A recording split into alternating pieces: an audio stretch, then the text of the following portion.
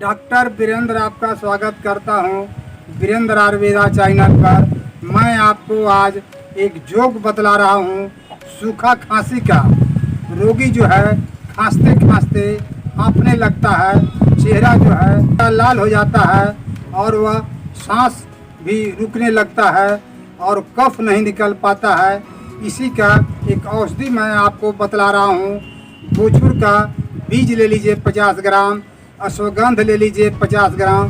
दोनों को mixer machine में चूर्ण करके एक शीशे के पात्र में एक में मिलाकर उसको रख लीजिए और प्रातः जो है 6 ग्राम चूर्ण लेकर उसमें शहद मिलाकर चाट जाइए और ऊपर से गाय का सुसुम दूध पी लीजिए।